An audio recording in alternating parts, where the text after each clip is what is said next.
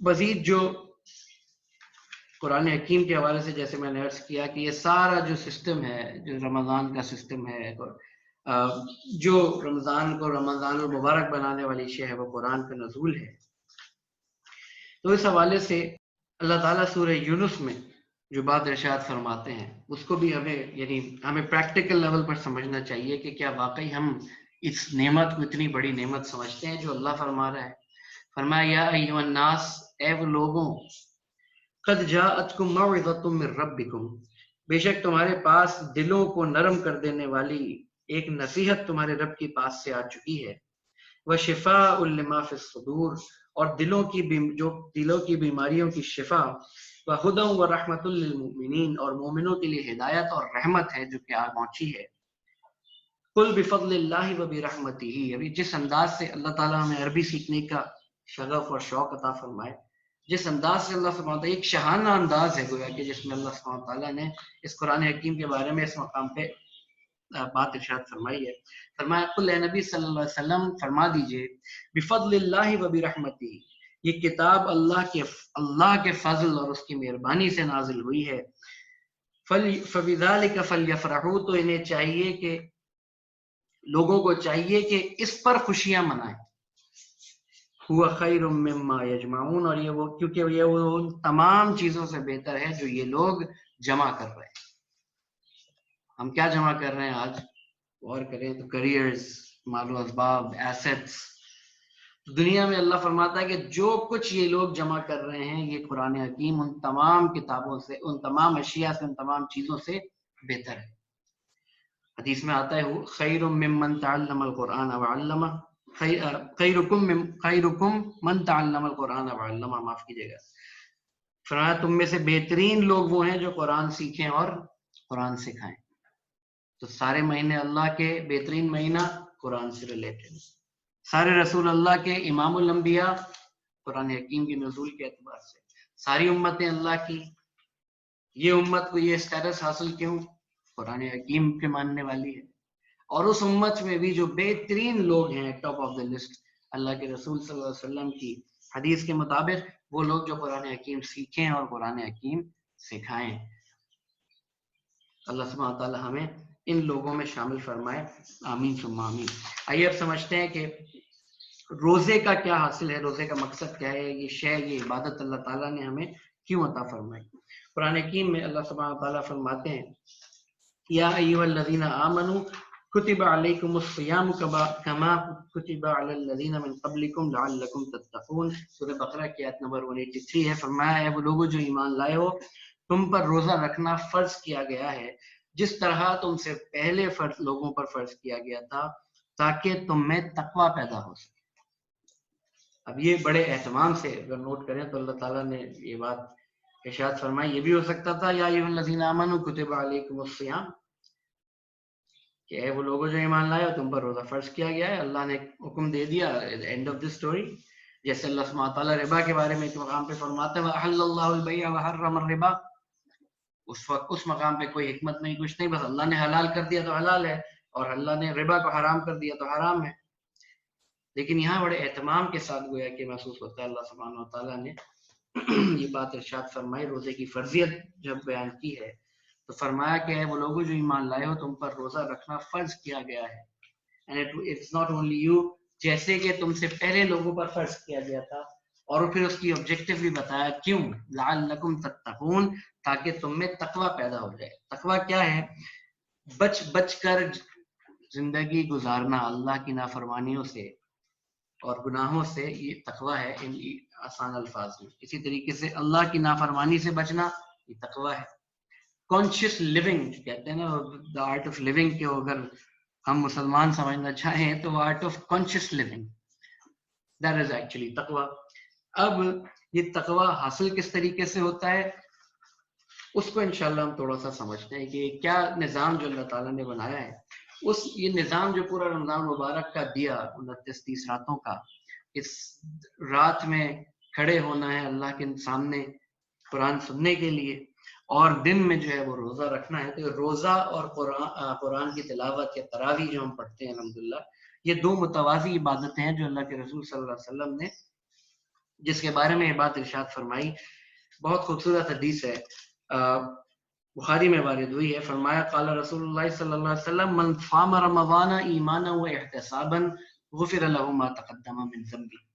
فرمایا نبی اکرم صلی اللہ علیہ وسلم نے کہ جس نے رمضان کے روزے ایمان اور احتساب کے ساتھ رکھے, احتساب یعنی اپنے نفس کا محاسبہ کرتا رہا, اپنے نفس کا احتساب کرتا رہا, گناہوں سے بچتا رہا, برائیوں سے بچتا رہا, جھوٹ سے بچتا رہا, اس حال میں روزے رکھے اور ایمان کے ساتھ رکھے, غفر له ما تقدم من ذنبه, پاسٹ ٹینس ہے غفرہ عربی زبان میں, جس کے معنی ہے وہ اس کی مغفرت کر دی گئی.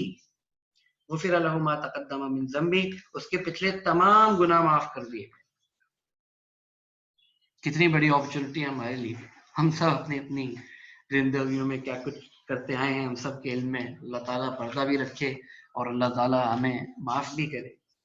لیکن یہ اپرچونٹی آج میرے اور آپ کے پاس موجود ہے. we still have around 20-21 days کہ اللہ سے اپنی مغفرت طلب کر لیں اور مغفرت کے مستحق بن جائیں.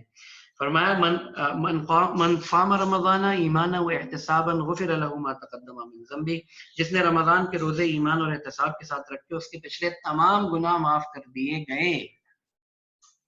اور یہی الفاظ آئے ہیں رات کے قیام کے لیے بھی, ومن قام رمضان ایمانا و احتسابا غفر له ما تقدم من ذنبه, جس نے رمضان کی راتوں میں قیام کیا ایمان اور احتساب کے ساتھ, یعنی اپنا بھی محاسبہ کرتا رہا, وہ ایمان کے ساتھ اللہ کی رضا کے لیے اخلاص کے ساتھ کھڑا ہوا, اس کے پچھلے تمام گناہ معاف کر دیے گئے.